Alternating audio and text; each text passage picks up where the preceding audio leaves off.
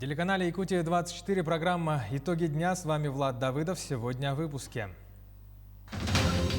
У Якутска новый мэр. С какими итоговыми цифрами завершились выборы на должность главы столицы. Суперкампус. Что из себя представляет проект под таким названием, когда и для чего он будет построен в Якутии? Возвращение к привычным будням СВФУ постепенно переводит студентов на очное обучение. Видеть автобусы под ВАГИС. Движение пригородных маршрутов с начала апреля можно будет отслеживать в режиме реального времени. Как это будет работать?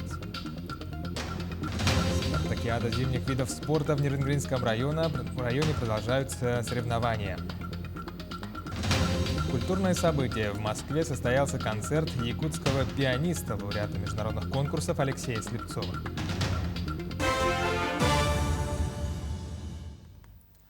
В столице завершились досрочные выборы мэра. Победу одержал Евгений Григорьев, кандидат от «Единой России», до этого временно исполнявший обязанности главы Якутска. За него, по предварительным данным, свой голос отдали 37 083 избирателя. Второе место в выборной гонке занял Виталий Обедин, представитель «Справедливой России». Он набрал 33 228 голосов. Ну а замыкает тройку кандидат от Компартии Сава Михайлов. За него голоса отдали 9535 человек. Цифры вы видите на своих экранах. В соответствии с уставом города Якутска, после того, как наша комиссия подпишет свой протокол об итогах голосования, состоится вступление в должность главы городского округа, ну и после этого уже город начнет работать с новым главой. В течение 3 дней голосования для города это была новая форма, да, и мы учились работать в таком формате, и наша участковая избирательная комиссия, и избиратели. И я хочу сказать, что по явке, на муниципальных выборах обычно она и бывает в районе 40-45%, поэтому нельзя говорить много или мало ли избирателей пришло. В принципе, это очень так, стандартно получилось, да? С победой Евгения Григорьева поздравил глава Якутии. Айсен Николаев отметил, что Григорьев справится с новой ответственной должностью и много сделает во благо Якутска. Хочу поблагодарить всех горожан, которые не остались в стороне и в эти дни пришли на свои избирательные участки. Об этом сказал Айсен Николаев, написав на странице в Инстаграме. Я обязуюсь работать на совесть. Я буду в первую очередь ставить интересы жителей города Якутска. Для меня, для самого, это была первая предвыборная кампания. Я благодарю и признателен всем тем людям, которых удалось встретить во время предвыборной гонки. Я приношу вам искренние благодарности свои за теплые слова поддержки и за те наказы, которые вы мне дали. Все они войдут в основу нашей дальнейшей работы в ближайшие 5 лет. С ходом голосования на выборах главы Якутска ознакомилась член Общественной палаты России, исполнительный директор Ассоциации «Независимый общественный мониторинг» Алена Булгакова. Она в эти дни голосования провела общественный контроль на избирательных участках, где наблюдала за чистотой выборов мэра. По ее словам, существенных нарушений, которые могли бы повлиять на результаты голосования, не обнаружено. Я бы хотела обозначить 3 тезиса, и 3 тренда, условно, которые мы здесь заметили. Это хорошая инфраструктура, которая была обеспечена в период проведения многодневного голосования. Это широкая вовлеченность институтов гражданского общества, которые смогли обеспечить легитимность процесса, открытость его и общественный контроль сам по себе. И непосредственно конкуренция, потому что вчера до последнего мы были в напряжении и следили за результатами, за подведением итогов. И это действительно напоминало уже какой-то такой ажиотаж и какой-то интерес со стороны всех граждан, проживающих в Якутске. К другим новостям. Глава Якутии провел заседание Республиканского оперативного штаба. Айсен Николаев распорядился донести до промышленных предприятий новое требование, по которому они могут привлекать на вахтовую работу только тех, кто получил прививку от коронавируса. По его словам, вакцинироваться в Якутии будут только те, кто имеют постоянную прописку. В ходе заседания также были заслушаны доклады представителей Роспотребнадзора, МВД по Якутии, Минздрава Республики и других ответственных ведомств. А за минувшие сутки в Якутии выявили 26 новых случаев заболевания COVID-19, из них в Якутске 19 случаев. Также по 2 заболевших зарегистрировали в Вилюйском и Мирнинском районах, по 1 инфицированному зафиксировали в Алданском, Нерюнгринском и Тампонском районах. В ходе брифинга в оперштабе напомнили о правилах проведения массовых мероприятий в период пандемии. Крайняя неделя, которая у нас с вами прошла, она для нас была характерна, разработкой и введением новых стандартов поведения во время массовых мероприятий. Как во время проведенного республиканского фестиваля «Мусустар», так и во время выборов главы города Якутска были опробированы стандарты безопасного проведения, исходя из, соответственно, санитарно-эпидемиологической ситуации. В связи с этим еще раз обращаю внимание, что само по себе проведение массовых мероприятий происходит по согласованию с оперативным штабом, исходя из текущей санитарно-эпидемиологической ситуации с соблюдением соответствующих требований. Тем временем в России утвердили алгоритм действий органов власти при эпид-угрозах. Документ фиксирует шаги, необходимые для защиты жизни и здоровья граждан. В нем учтен опыт, накопленный за время борьбы с распространением COVID-19. В этот алгоритм включили более 30 мероприятий. Часть будет реализовываться на этапе обнаружения рисков. Это усиление карантинного контроля, проверка готовности медучреждений. Есть и отдельные действия в случае ухудшения обстановки, например, эвакуации соотечественников из-за рубежа, введение карантинных ограничений. По каждому пункту назначены ответственные исполнители. Упордор-Лена организовала дежурство в непогоду на трассе в Нерынгринском и Алданском районах. Там в ближайшие дни ожидаются обильные осадки в виде снега с повышением температуры. Упордор-Лена рекомендует водителям быть предельно внимательными во время движения и неукоснительно соблюдать правила дорожного движения. Настоятельно рекомендуют отказаться от рискованного маневрирования, которое может привести к созданию аварийных ситуаций, отметили в ведомстве. Понижение грузоподъемности произведут на автозимниках и ледовых переправах на территории Хангаласского района со 2 апреля. Сообщается, что на временном автозимнике «Умнас» по маршруту Улухан-Ан, граница Алекминского района, со 2 апреля понизит грузоподъемность до 20 тонн, а с 9 апреля до 10 тонн. Закрытие автозимника наметили на 15 апреля. С 6 апреля планируется снижение грузоподъемности до 15 тонн на временных ледовых переправах Покровск, Первый Жемконский наслег и Булгуняхтах-Тойнары. Понижение до 10 тонн проведут с 10 апреля, закрытие также ожидается с 15 апреля. Ленская прокуратура проверила городские магазины на предмет завышения цен на социально значимые продукты. Свое внимание представители надзорного органа в основном обращали на продукты социальной надбавки, на которые уже установлены. Это молоко, сахар, мука, мясо, рыба, растительное масло и макароны. На основании задания прокуратуры республики нами проводится проверка исполнения законодательства о ценообразовании на объектах розничной торговли на предмет необоснованного завышения установленных предельных торговых надбавок на социально значимые продовольственные товары. В настоящее время проверено более 10 торговых точек, и по результатам проверки закупочной документации при наличии оснований будут вынесены акты прокурорского реагирования.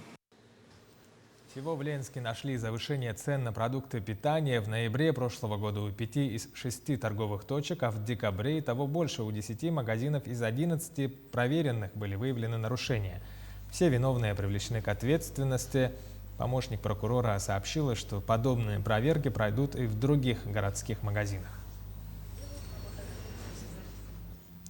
Северо-Восточный федеральный университет постепенно переводит своих студентов на очное обучение. Всего со студентами учреждений среднего профессионального образования запланирован перевод на очные занятия 12 тысяч человек. Об этом сообщили в пресс-службе СВФУ. Уточняется, что на данный момент студенты колледжей СВФУ временно остаются на дистанционной форме обучения. Образовательные программы реализуются в полном объеме. Часть лекционных занятий будет проходить в дистанционном формате, а практические занятия в лабораториях в очном режиме. Вместе с тем в университете продолжается заселение в общежития. На сегодня в корпусы студгородка заселились свыше 2500 студентов. Суперкампус – инфраструктура для проведения финала национального чемпионата WorldSkills Russia в 2025 году.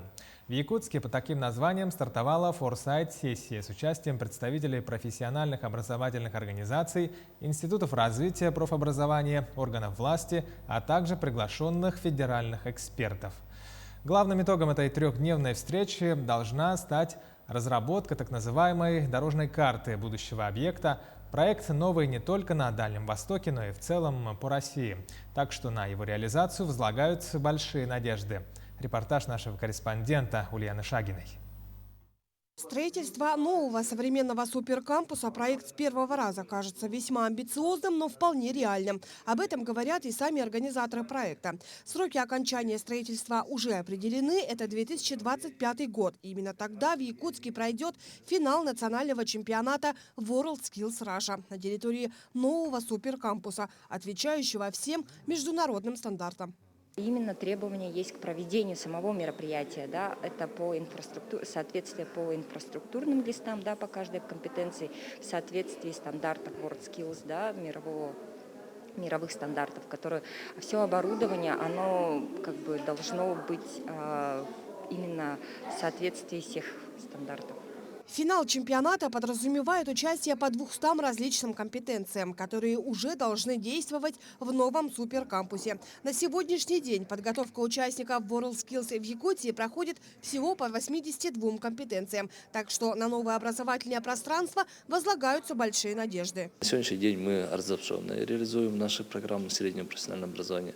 При формировании одного кампуса студенческого городка у нас появляется междисциплинарное взаимодействие, развитие этого взаимодействия в более тесном контакте. Оттуда у нас будут появляться новые виды, новые направления для экономики и возможности для подготовки специалистов. Новый объект, расположенный на территории поселка Кангаласы, станет главным сосредоточением всех учреждений среднего профессионального образования региона. Суперкампус – это своего рода студгородок со своими общежитиями, учебными заведениями и, конечно же, развитой материально-технической базой для проведения практических занятий студентов. В первую очередь в его появлении заинтересованы учреждения среднего профобразования, готовящие участников WorldSkills. В любом случае, суперкампус будет строиться по последнему слову техники. И, конечно же, в развитии WorldSkills большую роль играет оснащение, техническое оснащение, ну и, конечно же, человеческий фактор, человеческие ресурсы. Поэтому этот проект в дальнейшем призван включить все, скажем так, самые лучшие кадры, самые лучшие достижения техники. Поэтому все-таки плодотворно будет. В новом образовательном пространстве объединится порядка 10 региональных учреждений среднего профессионального образования, что позволит в ближайшем будущем стать драйвером не только в целом в развитии среднего профобразования в Якутии, но и для образования новых отраслей, в том числе креативных, о которых в последнее время так много говорят в стране. Ульяна Шагина, Григорий Хлопков, Якутск. Тем временем Сунтарский и Мирнинский техколледжи будут вместе обучать студентов нефтегазового направления. Учебные заведения подписали соглашение о сотрудничестве. Важность документа заключается в реализации широких возможностей подготовки кадров нефтегазового направления для экономики Западной Якутии. В Сунтарском районе сегодня активно внедряются и развиваются нефтедобывающие компании, а специалистов, отвечающих современным требованиям, планируем готовить на местах, сказал директор Мирнинского колледжа Владимир Березовой. Колледжи намерены установить долгосрочные связи по вопросам подготовки специалистов, профориентационной работы среди школьников и молодежи, внедрения инновационных технологий и других направлений. Принимать детей в первый класс с апреля начнут по новым правилам. Об этом сообщает «Российская газета». В частности, меняются сроки подачи документов и выпуска приказа о зачислении. Также расширился список льготников. Сообщается, что для семей, живущих на закрепленной за школой территории, и для тех, чьи дети имеют преимущество при зачислении, дата старта записи 1 апреля. Если раньше школа должна была зачислить ребенка в течение 7 дней после приема документов, то теперь акт о приеме директор издает в течение 3 рабочих дней после 30 июня. Кроме того, впервые прописано приоритетное право зачисления детей в ту же школу, где уже учатся их братья и сестры. 2 апреля в Национальной библиотеке Республики состоится открытие Центра грамотности в преддверии Всемирной просветительской акции «Тотальный диктант». В рамках акции в городе запланировано множество интересных познавательных мероприятий. Проект реализуется при поддержке Фонда президентских грантов и партнеров Фонда «Тотальный диктант». Благодаря этому библиотека получила комплекты из 70 книг. Большая их часть – это издания на тему грамотности и русского языка, современные энциклопедии, справочники, научно-популярная и учебная литература.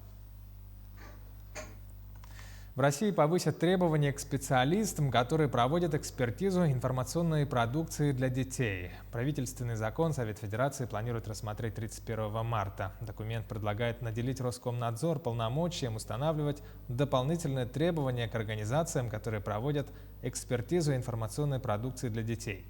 От экспертов будет требоваться наличие практического опыта работы не менее 5 лет в таких областях, как педагогика, возрастная психология, возрастная физиология, детская психиатрия, социология, лингвистика и культурология. Движение пригородных автобусов в начале апреля можно будет отслеживать в режиме реального времени на картах 2GIS. Как это будет работать? Репортаж Дмитрия Тымырова. На сегодня все автобусы, курсирующие по маршрутам межгород, обновили свою систему GPS и уже готовы работать по новой программе. Вообще для того, чтобы внедрить, необходимо было провести ряд работ, связанных с модернизацией, оптимизацией количества электроники в подвижном составе. Мы сейчас поменяли датчики и модуль GPS, и они сейчас фактически поставили новые, что позволяет более гибко и более четко работать в системе, чтобы она была многофункциональна. По словам Валерия Домотова, вопрос упрощения работы отслеживания общественного транспорта стоял давно. И вот благодаря упорной целенаправленной работе в этом году это стало возможным. И сейчас 2GIS взялся за этот проект. В скором времени мы будем транслировать городские маршруты на карте 2GIS. И хотелось бы немножко оцифровать, то есть показывать онлайн-версии, сколько людей находится в автобусах. То есть чтобы человек понимал, наполнен автобус или нет. С начала этого месяца 2GIS совместно с МУП «Япак» проводят тестовые запуски проекта, чтобы уже в следующем месяце запустить его в работу. Мы ежедневно смотрим соблюдение графиков, во сколько приезжает автобус, во сколько отъезжает, вовремя ли приезжает на условленную автобусную остановку, ну и удобство горожан. Как это будет вообще интегрировано в жизнь обычного горожанина, как он будет им пользоваться. Я считаю, это начало большого пути. Мы думаем, что наше сотрудничество с компанией 2GIS продолжится. И в будущем думаем, что все маршруты города Якутска будут работать и отслеживаться в приложении 2GIS. Мы дозвонились до руководства «Союзавто» Андрею Косицкому и спросили, будет ли внедрена данная система на городских маршрутах, где он ответил, что город пока не нуждается в таком обновлении. Если 2GIS готов сам внедрить систему на городской транспорт, то «Союзавто» готов обновиться. А пока жители межгорода будут отслеживать свои маршруты по новой системе, горожане будут пользоваться приложением «Где автобус?». Дмитрий Тымыров, Григорий Охлопков, Якутск. В Якутии продолжается спартакиада по зимним видам спорта. Нерюнгринская горнолыжная база «Горизонт» стала одной из площадок проведения соревнований. Накануне там завершились чемпионаты по сноуборду и горнолыжному спорту. Итоги подводят наши коллеги. 3, 2, 1, марш! Взгляд устремлен, и нет весенней лени, а счастье от рассвета до заката прожить, не вылезая из креплений. Снятие некоторых ограничений пандемии открыло второе дыхание спортсменам, и 71 человек из 9 районов республики поспешили в Нерюнгри посоревноваться и, возможно, последний раз в этом сезоне насладиться спуском с горы. 35 горнолыжников и 36 сноубордистов. В отдельных видах у нас жесткая конкуренция, это, как всегда, мужчины. Очень большая группа, и среди них много перворазрядников. Там жесткая борьба была у мужчин, у горнолыжников, и у мужчин-сноубордистов тоже очень жесткая борьба, у них большая конкуренция. Они там секунду в секунду шли. Радует, что Чурапчинский, там, Улус, Амгинский подтягиваются к промышленным, и уже и в количественном составе у них сборные полные, ну и качественно. Самым юным участницам соревнований 8-9 лет. И сегодня маленькие звездочки выходят на такую же трассу, что и взрослые опытные спортсмены. На мой взгляд, очень хорошо. Правда, там снег похож на лед чуть-чуть. Это олимпийский вид спорта, и я хочу стать самой знаменитой. Командное золото чемпионата в слаломе и слаломе-гиганте по обоим видам спорта у Нерюнгринского района, который представляли 14 человек. Открытием сезона стали две нерюнгринские юниорки – горнолыжница Евгения Широчина и дебютантка республиканской спартакиады сноубордистка Дарья Воробьева. Спортсменки заработали все золотые медали в своих видах дисциплин. Скорость, экстрим. Мне нравится это. После этой спартакиады меня тренер на Россию хочет вывести. Буду тренироваться. Я встала впервые на сноуборд года 3 назад или 4. Тогда прям влюбилась в этот спорт. Очень нравится. Так получилось, что именно наша группа каталась именно тогда, когда солнце и снег растаял, и уже не было так сильно льда. Поэтому вроде все хорошо. В воскресенье в рамках 4-й спартакиады зимних видов спорта в Нерюнгре прошли республиканские соревнования по параллельному слалому. Первые места распределились между гостями столицы республики и нерюнгринцами. Екатерина Павлова, Захар Головин, Нерюнгри. В Москве состоялся концерт якутского пианиста, лауреата международных конкурсов Алексея Слепцова. Почему этот вечер стал самым ожидаемым культурным событием и какие композиции затронули струны души жителей столицы России? Материал Айсены Бурнашовой. Концерт Алексея Слепцова должен был состояться еще в апреле прошлого года, но из-за пандемии коронавируса его переносили целых 3 раза. И вот сегодня музыкальный вечер все же состоится. Музей Чайковского в Москве уже готов встретить своих слушателей. Концерт открыла композиция самого яркого представителя эпохи барокко Георга Фридриха Генделя «Чекона». Это виртуозные клавирные вариации. В руках пианиста технически сложное произведение раскрылось. Игра якутянина буквально распахнула двери в мир музыки.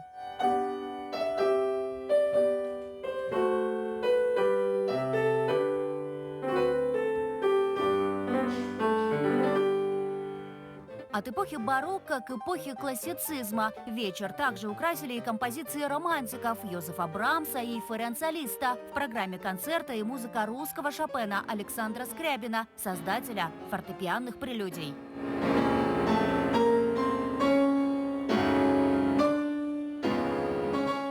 У меня произведение составлено таким образом, что каждое произведение или цикл, он будет таким своеобразным философским прочтением или будет как философские думы. Я люблю очень такие произведения. Любовь к таким произведениям через призму стараний. За плечами Алексея все ступени музыкального образования. От детской музыкальной школы в родном Верхоянске до консерватории имени Римского-Корсакова в Петербурге. Несмотря на богатый бэкграунд, музыкой он занимается с 14 лет. Алексею сегодня было волнительно. В зале сидел важный слушатель, его преподаватель музыки.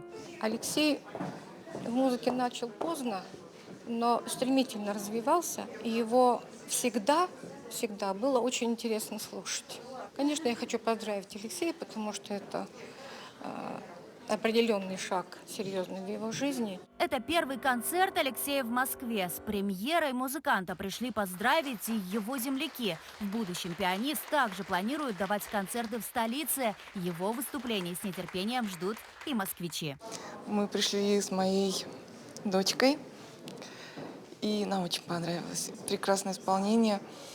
Мне хочется пожелать ему большой, счастливой, удачливой творческой жизни. Айсена Бурнашова, Джур Березкин, Москва. Таковы итоги дня сегодня. Оставайтесь на телеканале Якутия-24. Будьте всегда в курсе.